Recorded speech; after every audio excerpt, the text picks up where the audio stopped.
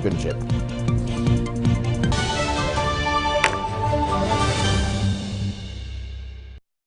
Thank you so much for joining in. My name is Micheal Lukomwa. I'm with Elizabeth Nakakoni, our sign language interpreter. President Yoweri Kaguta Museveni, in a first story, is advocating for markets without borders in order to solve food insecurity in the world. Speaking, he identified 12 bottlenecks threatening food security in Uganda during the Ugandan National Food Systems Dialogue at Kololo Independence Grounds, as our reporter tells it in detail.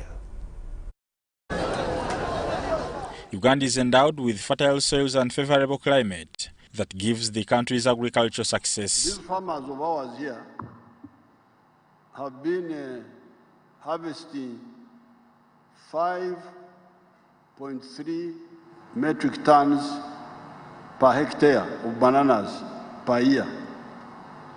But in the government research center in Bushenyi, they are now producing 53 metric tons. I was watching people in different parts of the world rioting for food. This was last year or 2 years ago. People were rioting for food. Here we are throwing food away. According to President Museveni, there are about 12 bottlenecks that threatens Uganda's food security. First problem was good seeds. But that one, the government has solved. We have got very many research institutions for all major crops, where the research institutions have developed for us the good seeds. Roads, like in Bundubujo. Bundubujo is a part of Uganda which had no road linking it to the rest of Uganda. And yet they are big producers of cocoa, of even rice, those who eat rice. Fortunately, now we have the road there. We have put them there. The road to the north, to Kitgum, where they produce simsim and other products. So that one is being addressed, the issue of roads. So, this year's food security dialogue aimed at coming up with Uganda's commitment towards transforming agri-food systems for sustainable development. On access to food markets, Museveni advocated for opening up markets between countries. We produce, like the other time we produce a lot of maize. We produce 5 million tons, but the Ugandans were eating only 1 million tons. So we had a surplus of 4 million tons. And people went into debts, into what? And I think some of them have fallen out. They are no longer interested in maize because there was no market. So persuading the people in Africa to understand the issue of one African market without borders is very, very important.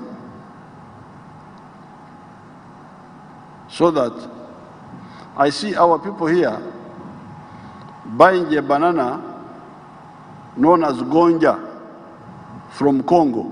However, malnutrition, population growth and urbanization put pressure on natural resources. The double burden of undernutrition and overnutrition, I mean overweight, obesity, and diet-related non-communicable diseases in the country. Empowerment of smallholder farmers, women, youth, and other vulnerable groups in the food value chain. The dialogue highlighted solutions to be presented to the September Global UN Food Systems Summit. And beyond, agriculture and agribusiness will drive the attainment of many of our sustainable development goals. And this is especially true at this critical time as we try to play catch-up with the time that we have lost due to the COVID pandemic. And take home for Uganda from the summit will rely on the extent to which identified opportunities and solutions will be harnessed, prioritized, and urgently implemented within the current legislative agenda under the wider framework of the 1995 Constitution and laws of the Republic of Uganda and the policy and planning framework under NDP 3 and Uganda Vision 2040, Your Excellency. That was at Kololo this afternoon. No decision has yet been made on hosting refugees from Afghanistan. Minister for Foreign Affairs, General J.J. Odong, says that government is still in talks with its United States counterpart. Appearing before the Foreign Affairs Committee of Parliament, Odongo also clarified reports regarding extradition of Turkish-based Ugandan Lumbuye. Formally, in writing. What exactly is Uganda's position on hosting refugees from Afghanistan? Members of the Foreign Affairs Committee of Parliament sought answers from the Minister for Foreign Affairs. They are better off than Ugandans who are around Changwali. I just want to inquire, what plans do we have as government, Minister of Internal Affairs, Office of the President, to make sure that the Ugandans are better off than the refugees which are coming to our country? Because the legislators cited anomalies in the procedure undertaken by government to grant asylum to Afghans. To know how the procedure of actually allowing these people into Uganda, because if they are coming here, they would apply for asylum if they have problems in their countries themselves. Is Uganda applying for asylum seekers to come and actually apply through Uganda's application? What appeared hot was cooled down when Foreign Affairs Minister responded. J.J. Odongo noted that no decision has been made yet. We have been approached and we are continuing to discuss. No decision has been made whether they will come or not. So, what are we talking about here now?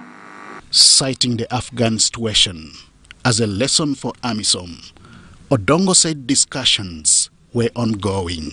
I may inform you there is a current initiative in as far as AMISOM is concerned called Somalia After 2021. We are part of it. We are engaged in it. Afghanistan is providing us now with the new lessons as we discuss this matter, but we have not yet come to the conclusion of this matter. Seemingly convinced by the Afghan issue, MPs turned to the extradition of Turkish-based blogger Fred Lumbuye. They wanted to know his fate. Well, you got to call Lumbuye Kajubi Fred. He has been very elaborate on media, but let him also be elaborate to this committee. It is a matter of urgency. Lumbuye Kajubi Fred left Uganda freely and has been living in Turkey, where comfortably, from the report, even Uganda is trying to come up with a number of bilateral agreements. Lumbuye, as the Shadow Minister did point out, is indeed a Ugandan who has been living in Turkey, to be specific, Istanbul. The situation and position regarding his status is a matter of discussions still going on between Uganda and Turkey and Interpol. The State Minister for Foreign Affairs, Henry Okello Oriem, also disowned statements attributed to him regarding Lumbuye's fate. At no time did I say that Lumbuye was deported. I said he is supposed to be deported. That's my specific word, supposed. As a lawyer, himself, he's very careful with his words, I'm very careful with my words. So for him to say that I said he was deported, I think it was a misquotation of what I... Ministers in Parliament this afternoon clearing the air on a number of issues there. Meanwhile, Ministry of ICT and National Guidance has pledged to support the national broadcaster, that is the Uganda Broadcasting Corporation, UBC, in its quest to achieve a comprehensive national radio and television coverage. According to the minister, Dr. Chris Baryomunsi, resources will be provided to implement projects and programs geared at improving UBC's reach, staff welfare and programming. The ICT and National Guidance Minister made a commitment while on a courtesy call to the broadcast house in Kampala this afternoon. Uganda Broadcasting Corporation needs government support to fulfill its mandate as a national broadcaster. UBC Managing Director Winston Agaba says this involves producing programs for both radio and television. The mandate of the national broadcaster is not a money-making venture. And to me, Honorable Minister and Ministers and peers, this is one very cardinal point that I would want us to, from the onset, UBC is not a money-making venture. UBC is a platform where all Ugandans ought to be getting information and education at no cost because they are already paying for it via their taxes. He made the appeal for prioritization through Dr. Chris Baryomunsi, the Minister of ICT and National Guidance, who had paid the broadcast house a courtesy call. UBC is ours. This is our platform, both TV and radio. And I think what we are echoing is how can we support you and strengthen our UBC, both radio and television side, to communicate for government, to reach out to Ugandans. Dr. Baryomunsi led a delegation from the ICT Ministry that included Joseph Gwao, the State Minister for ICT, Godfrey Kabyanga, the State Minister for ICT and National Guidance, Amina Zawede, the Permanent Secretary, and Commissioner Watasa. The delegation from UBC's line ministry were appreciative of the positive progress at the national broadcaster, citing areas such as programming and news collection, technology and infrastructural development. They pledged to support UBC in its quest to achieve a comprehensive national radio and television coverage. However, they tasked the management on improvement of broadcast content. So many good programs for the government, which the public don't know. And that's why they are complaining all the time. And that's why the opposition is taking advantage of that, because we are not talking. Bottom line is that this is just an initial visit. We are going to be engaging with you on a regular basis to understand and iron out the issues that we have. UBC's mission is to inform, educate, guide and entertain the public through maintaining a sustainable national coverage. Dennis Ikoa for UBC News. Thank you so much, Dennis Sigoa, for that story. And at this point, we'll take a very short break. On return, we'll have a brief discussion about a new platform that the national medical stores are coming up with to ensure effective delivery of drugs to health centers in Uganda for the good of you and myself. Thank you so much for watching. Please keep it with us. Do not miss the interview.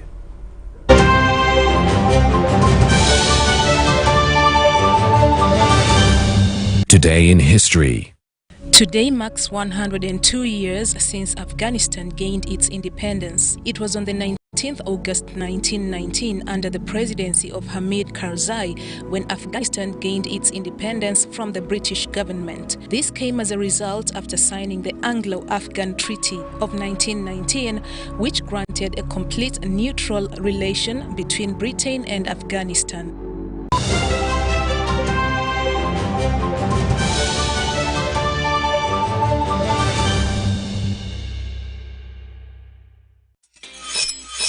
We've cut and reduced our MTN Momo withdrawal rates. Now you can withdraw mobile money at the lowest rates. You also get MTN Senchu points when you deposit, send and withdraw MTN mobile money. Visit our Momo agents countrywide and withdraw mobile money at our reduced rates from 1st May 2021.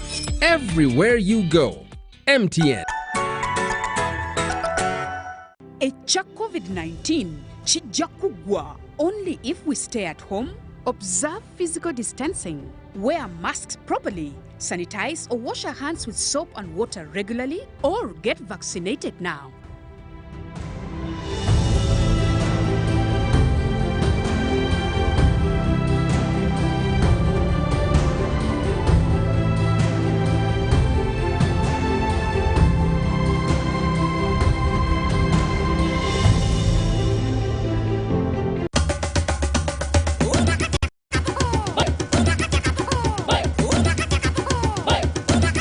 Experience 100% Fuji speeds across Uganda with the Airtel Fuji Pocket Wi-Fi available at 123,000 shillings only. It comes with a backup battery and 15 GB free for 1 month. Visit the nearest Airtel shop, device selling shop or Airtel online shop. www.airtel.co.ug/broadband-discover. Airtel, the smartphone network.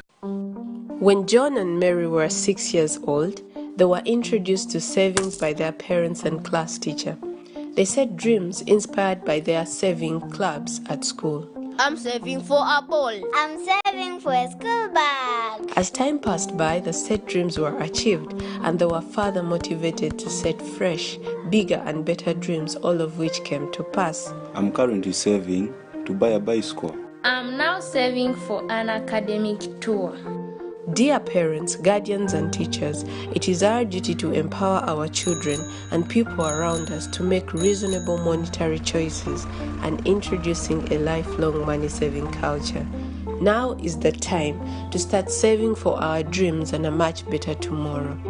This message is brought to you by the German Corporation, German Sparkassen Stiftung Eastern Africa, and Uganda Cooperative Savings and Credit Union.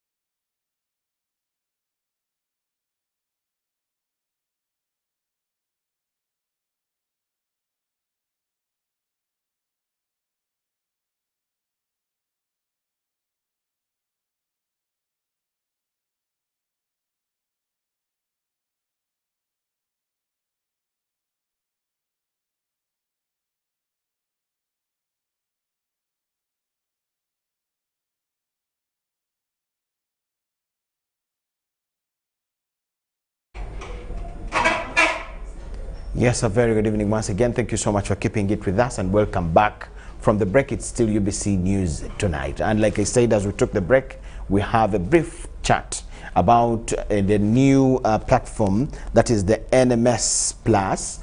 The national medical stores are coming up with to ensure that they clear some gaps within their operations, to ensure a smooth way of delivery of medicines, especially to health centers, because that is one of their main roles. So I have the Chief Stores and Operations Manager, National Medical Stores, that is Mr. Okware Paul, with me here. Sir, good evening. Good evening, Jordan. You're most welcome to the program. Thank you very much for having me here. Yes, we want to know, you are coming up with something new, that is the NMS Plus. Yes. Tell us more about it.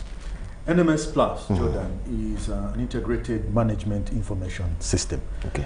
This system is meant to support national medical stores operations and in the provision of essential medicines for public health facilities.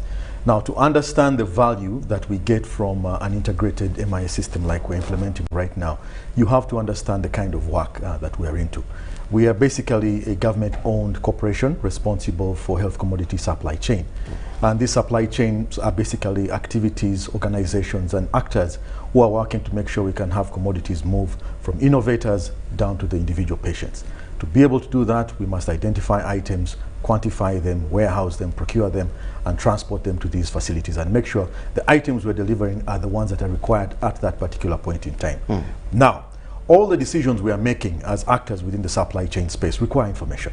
And quite often, many of these actors do have their ways of consolidating information, getting it, and they use sometimes very many proxy indicators in arriving at what we believe will be optimum quantities for these health facilities. What NMS is introducing here is an integrated system that will consolidate all those systems that we have been working independently into a single one, meaning the quality of the information we shall be using for making decisions shall be a lot better. We shall start seeing much better order fill rates for orders which are being placed by health facilities, because we will have better information on their consumption. We will also see health facilities make much better plans, because they will be making those plans based on data of what kind of mobility they will be having in their places, because that will be now stored for years and for longer periods, and they'll be able to make decisions based on more accurate information. So that means there have been gaps in your operation before, as a corporation. So in coming up with this idea, you're closing some gaps. I think we are narrowing them. Yeah, I think I will agree with you there. Okay, yes. so what are those gaps? I think, as I have explained, I think we have quite often seen break them down a little. One, for example, quite often we have seen that because in our common view, in our common man's view, we'll complain about delays, as we hear with our health centers. We'll complain about some inefficiencies. We'll complain about going to the health center and some drugs are missing. Yes, yes. And now, if we have you here, yeah, definitely we have to throw that question at you. I think, see, some of those questions are the ones that we intend to answer with NMS Plus. I think they have been questions on if there have been delays. Now we have an integrated system where even you as a member of public will be able to log in and see have the medicines been delivered on time as per the schedule. Such information will now be available for everybody. In that very line now? Yes, in that very line. How is this platform going to be operating? First of all, it's web enabled. That means that anybody with an internet connection shall be able to access it. Okay. And that means you can have multiple sites who will actually be able to run and access information from it. Running it off of the web is quite advantageous for very many reasons. These days we have a lot of mobile devices that people are using for information. So if it comes to placing orders by health facilities, in charges checking in on consumption at their facilities or what has been delivered by NMS, the DHO, for example, knowing if medicines have been delivered within his district, he will be able to get that on the It's just going to be done digitally. Exactly. And this information is not necessarily to try and push blame back or forth. It's meant to empower the health facilities to serve the patients better, because that is our ultimate goal. This system is not necessarily only for NMS to get a little bit better. I think we have made significant strides over the years to make sure that we are efficient enough. What we are providing here now is a tool that the health facilities and those who are responsible for health delivery within the district can take advantage of. Make sure that, first of all, the facilities are ordering for the medicines that they need, and this is informed by data, which will now be available in the system, and then they can track where their orders are. And we can have interventions once we have data available to us and we're reading from the same This script. means you're supposed to have digital information, registration or enlistment of all the health facilities in the country. Absolutely. Have you done that? Of course. Of course, Jordan.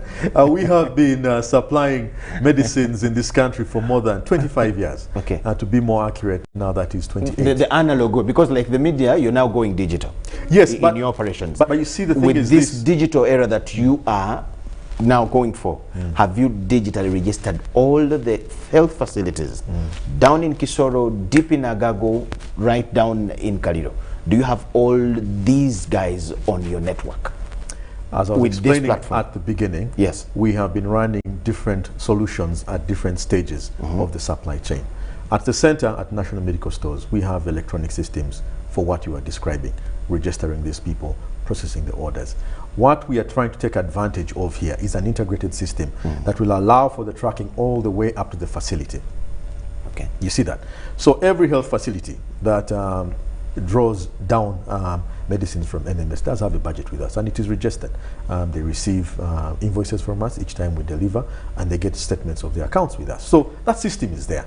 So what we're trying to do here is extrapolate that very system and make sure that they can also take advantage of technology to be able to perform a lot better. That is why we're saying this system really is meant to enable and empower the health facilities who will be using it. Better information that they can make decisions against. I already see a challenge with its effectiveness. We have areas that do not have anything like internet.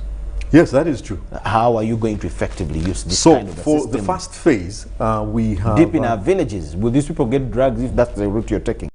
No, for the first phase, what we have done... Oh, you're going to leave a window for people that will come the analog way. The explanation is coming, Jordan. Okay? I think you listen to me.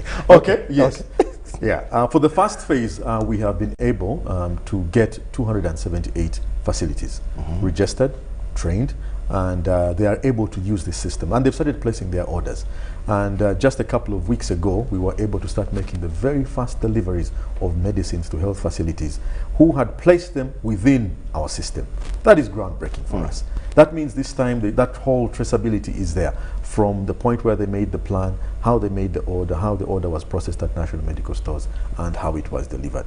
Initially, some parts of that there were done by paper. The bits at the center at national medical stores, yes, we had electronic systems, but now what we're doing is extrapolating that competence in technology further to the part of planning and ordering and down up to delivery. Okay. That is what we're doing. And so far we've been able to get 278 of them. We plan to expand this even further. Now the 278 covers the health center 4s, the general hospitals, and the regional referral hospitals and the national referral hospitals. Now, the health center 2s and 3s, the ones that normally have the challenges with electricity and with internet connection, those are going to be addressed in the next phase. Okay. We want the system, first of all, to be stabilized. We want to make sure that people are comfortable with it. If there are any bugs that they see or any corrections or changes they wish implemented, we can do that now before we now try and extend it down to the health center 3s and 4s. Thank you so much, Paul. Yeah. My last one. What else are you doing to build capacity to ensure that effectiveness is at that level, that no Ugandan will complain at least? Okay. We launched this ERP back in 2019. Ambassador Deborah Malak was there for the launch, along with the Honorable Minister of Health and the Permanent Secretary at National Medical Stores. That's almost 2 years ago. The US government decided to fund this project and committed more than $10 million to it. The reason it's taken us almost 2 years to get to a point where we can actually turn on the system and effectively start using it is we did not want to get a system, bring it here and be heavily reliant on foreigners to come and provide support. So within this period here, we have been developing capacity in-house. Okay. Our own IT people have been trained in how to use this Aroka-based system, and we believe with time they will be able to support it almost fully from here. We've had experiences before where we have had systems which have been almost entirely supported from abroad, and it becomes a little bit difficult. Okay. So this time, this is one of the conditions that we sat down and said, if we're going to have a system here, we want our people trained. We want them to be able to resolve any issues that we get. We want to run it your exactly. We want it to be a Ugandan project, and it's something that shall enable and empower us as Ugandans and enable the health facilities to serve a lot better. I pray to have another opportunity after some time to do an assessment of this platform with you here. Very good. Thank you so much. December. Paul Okware is his name. He is the Chief Stores and Operations Manager in National Medical Stores. They're coming up with something new to ensure that we get drugs effectively in our health facilities. Thank you so much for watching. Micheal, Jordan, Lukomwa with the whole team. We get back to you at 10 p.m. Bye-bye for now. Welcome to the weather update. I'm Alitweda Juliet from Uganda National Meteorological Authority. Today morning, we've had sunny intervals dominate most parts of our country, and later in the afternoon, we had a pickup of isolated showers here and there in some parts of our country. For the satellite image taken over Africa, it indicates that the rain belt is diffuse and shifted southwards, also covering some parts of Uganda, leading to these isolated showers we are receiving in different parts of our country. Tomorrow morning, we expect isolated light showers for areas around Lake Victoria Basin, central and some parts in northern Uganda. Elsewhere, we shall have sunny intervals. Later in the afternoon, we expect a pickup of isolated light showers in different parts of Uganda. The maximum temperatures, we expect a warm afternoon, that is 31 for Karamoja region. Around the lake, we expect a maximum of 28 to 29 degrees centigrade. For Kampala, our capital city, it will be at 28 degrees centigrade. And for those in Kawale Highlands, we expect a maximum of 24 degrees centigrade. Elsewhere on the globe, we expect sunny conditions for Cairo, Cape Town and Dubai at a maximum of 41 degrees in Dubai. For Paris, we are expecting cloudy conditions at a maximum of 26 and the lowest of 15 degrees Celsius. Thank you for keeping me company. Join us tomorrow for another update. Have a blessed night.